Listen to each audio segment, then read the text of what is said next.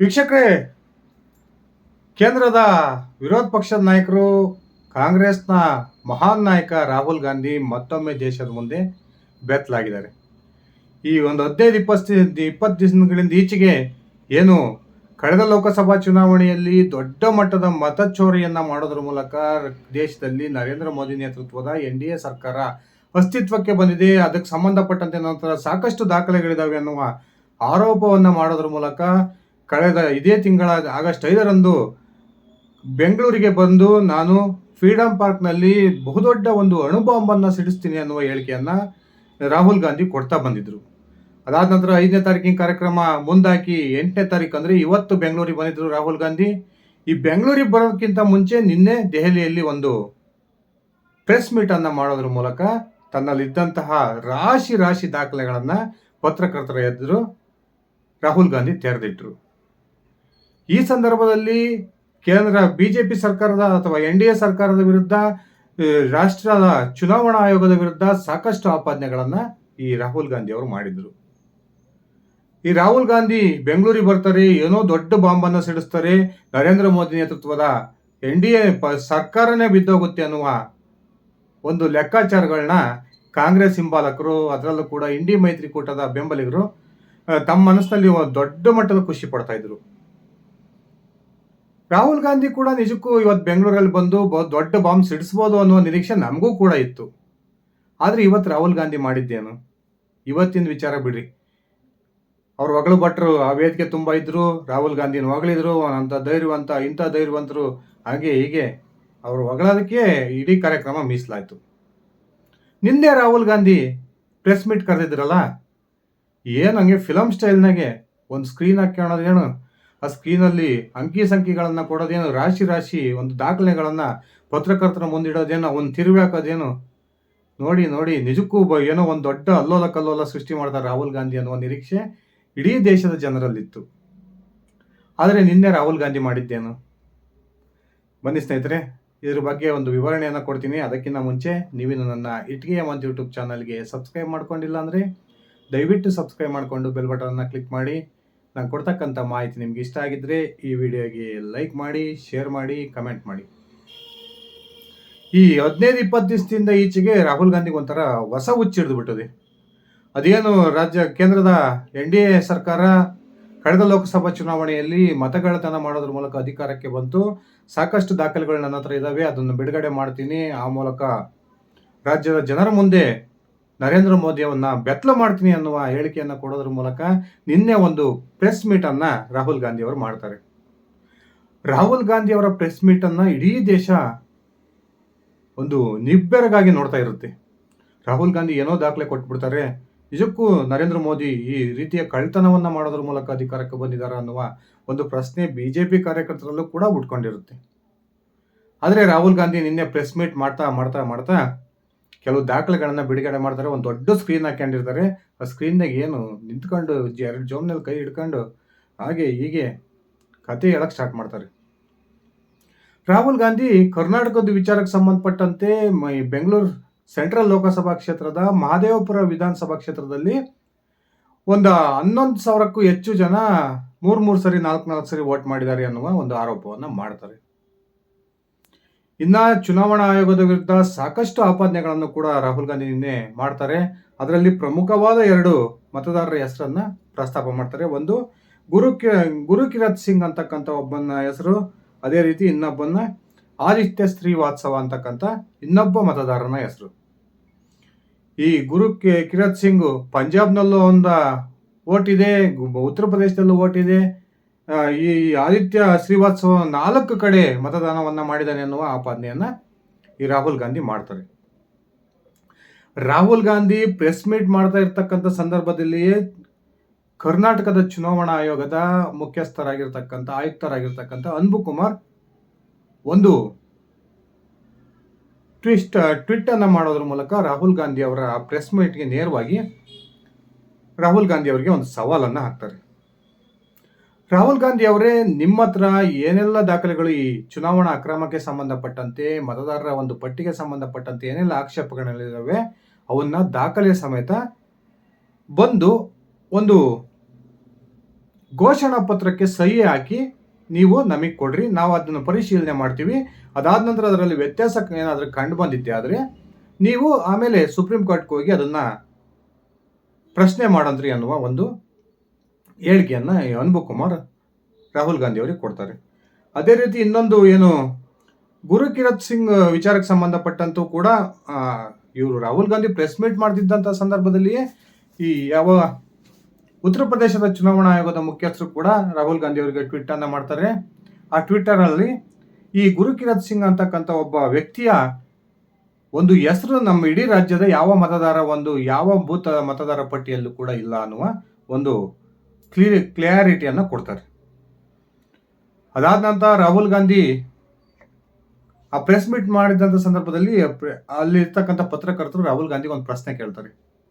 Sir, ಈಗ ಚುನಾವಣಾ ಆಯೋಗದವ್ರು ಹೇಳ್ತಾ ಇದ್ದಾರಲ್ಲ, ಒಂದು ಅಫಿಡವಿಟ್ ಅನ್ನ ಕೊಡೋದ್ರ ಮೂಲಕ ನಿಮ್ಮ ಇರ್ತಕ್ಕಂಥ ದಾಖಲೆಗಳನ್ನ, ಅದೇ ರೀತಿ ನಿಮ್ಮ ಆಪಾದನೆಗಳನ್ನ ಒಂದು ಏನು ಬರಹದ ರೂಪದಲ್ಲಿ ಅವರಿಗೆ ಕಂಪ್ಲೇಂಟ್ ಕೊಡ್ರಿ ಅನ್ನುವ ಹೇಳಿಕೆಯನ್ನು ಕೊಟ್ಟಿದ್ದಾರಲ್ಲ ಅನ್ನುವ, ಹಾಗಾದ್ರೆ ನೀವು ಒಂದು ಅಫಿಡವಿಟ್ ಅನ್ನ ಕೊಡ್ತೀರಾ ಅನ್ನುವ ಪ್ರಶ್ನೆಯನ್ನ ಪತ್ರಕರ್ತರು ಅಲ್ಲಿ ಕೇಳ್ಬಿಡ್ತಾರೆ. ಪತ್ರಕರ್ತರಿಂದ ಯಾವಾಗ ಈ ರೀತಿಯ ಪ್ರಶ್ನೆ ಬರುತ್ತೋ ರಾಹುಲ್ ಗಾಂಧಿ ತಬ್ಬಿಬ್ಬಾಗ್ಬಿಡ್ತಾರೆ. ಈ ಜೋಮ್ನೆ ಕೈ ಹಿಡ್ಕೊಂಡು ಸ್ಟೈಲಾಗಿ ನಡ್ಕೊಂಡು ಓಡಾಡ್ತಿದ್ದಂತಹ ರಾಹುಲ್ ಗಾಂಧಿ ಹೋಗಿ ಚೇರ್ ಮೇಲೆ ಕೂತ್ಕೊಂಡ್ಬಿಡ್ತಾರೆ. ಕೂತ್ಕೊಂಡು ಆ ಪತ್ರಕರ್ತರ ಪ್ರಶ್ನೆಗೆ ಉತ್ತರ ಕೊಡೋದಕ್ಕೆ ತಡಬಡಾಯಿಸ್ತಾರೆ.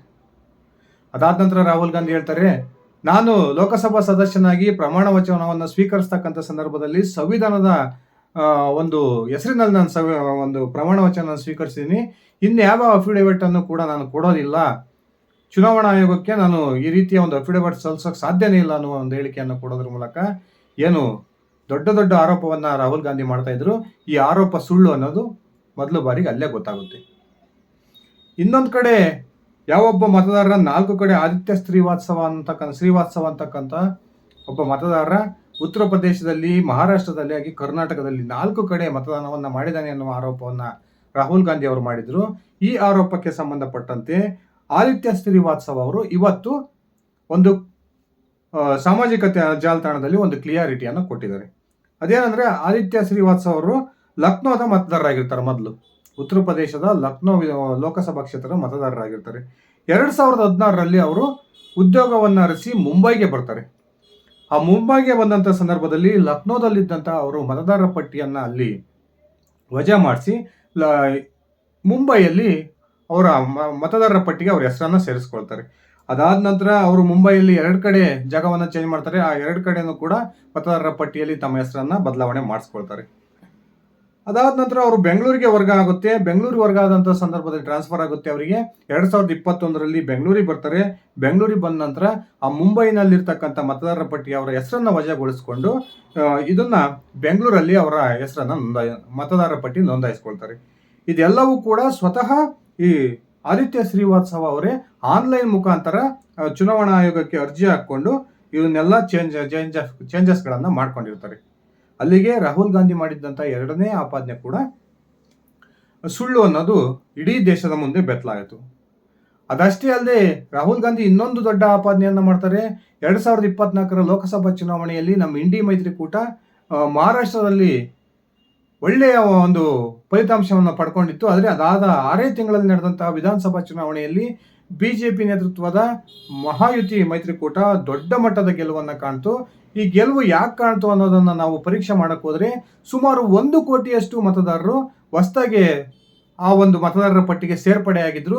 ಆ 1 ಕೋಟಿ ಮತದಾರರು ಕೂಡ ಬಿಜೆಪಿ ನೇತೃತ್ವದ ಮಹಾಯುತಿ ಮೈತ್ರಿಕೂಟಕ್ಕೆ ವೋಟ್ ಹಾಕಿರೋ ಕಾರಣಕ್ಕೆ ಅಲ್ಲಿ ಈ ದೇವೇಂದ್ರ ಫಡ್ನವೀಸ್ ಅವರ ನೇತೃತ್ವದ ಸರ್ಕಾರ ಅಸ್ತಿತ್ವಕ್ಕೆ ಬಂತು ಅನ್ನುವ ಇನ್ನೊಂದು ಆಪಾದನೆಯನ್ನ ಮಾಡ್ತಾರೆ.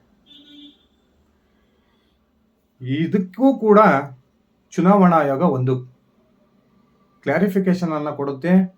ಚುನಾವಣಾ ಆಯೋಗ 2024ರ ನವೆಂಬರ್ ತಿಂಗಳಲ್ಲಿ ಮತದಾರ ಪಟ್ಟಿಯ ಒಂದು ಕರಡು ಪ್ರತಿಯನ್ನ ಬಿಡುಗಡೆ ಮಾಡಿರುತ್ತೆ. ಆ ಕರಡು ಪ್ರತಿಯನ್ನ ಎಲ್ಲ ರಾಜಕೀಯ ಪಕ್ಷಗಳಿಗೂ ಕೂಡ ಕೊಟ್ಟಿರುತ್ತೆ.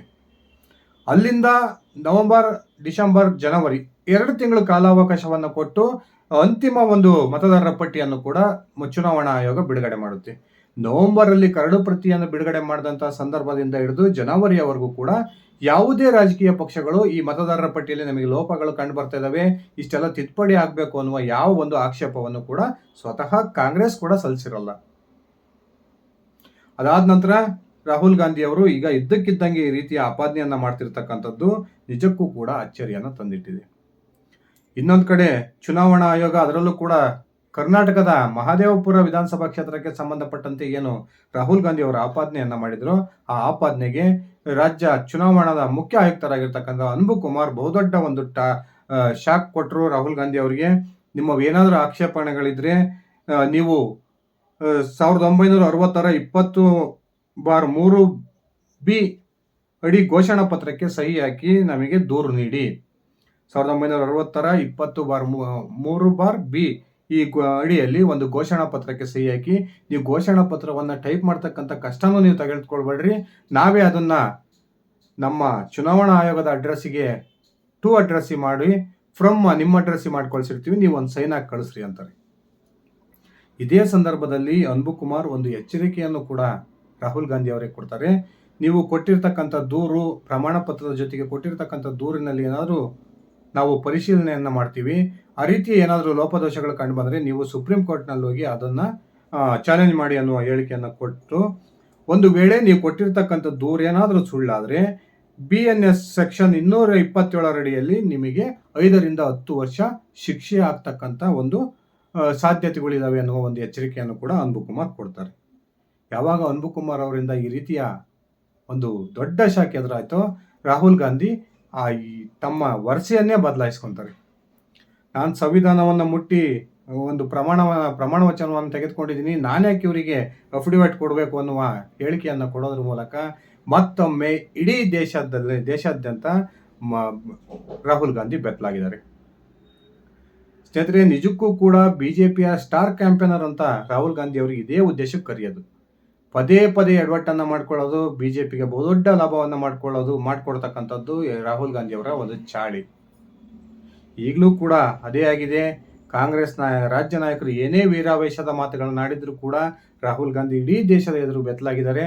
ನಿಜಕ್ಕೂ ಕೂಡ ರಾಹುಲ್ ಗಾಂಧಿ ಅವರ ಈ ಎಡವಟ್ಟು ಎಲ್ಲಿ ಕೊನೆಗೊಳ್ಳುತ್ತೆ ಅನ್ನೋದು ಮತದಾರರಿಗೆ ಗೊತ್ತಾಗ್ತಾ ಇಲ್ಲ. ಸ್ನೇಹಿತರೆ, ರಾಹುಲ್ ಗಾಂಧಿ ಅವರ ಈ ಎಡವಟ್ಟಿನ ಬಗ್ಗೆ ನಿಮ್ಮ ವೈಯಕ್ತಿಕ ಅಭಿಪ್ರಾಯವನ್ನು ಕಮೆಂಟ್ ಮಾಡಿ. ಇದಿಷ್ಟಾಗಿತ್ತು ನನ್ನ ಇವತ್ತಿನ ಈ ವಿಡಿಯೋ. ನಾನು ಕೊಟ್ಟಿರ್ತಕ್ಕಂಥ ಮಾಹಿತಿ ನಿಮ್ಗೆ ಇಷ್ಟ ಆಗಿದ್ದರೆ ಈ ವಿಡಿಯೋಗೆ ಲೈಕ್ ಮಾಡಿ, ಶೇರ್ ಮಾಡಿ, ಕಮೆಂಟ್ ಮಾಡಿ. ಧನ್ಯವಾದಗಳು. ಶುಭ ದಿನ.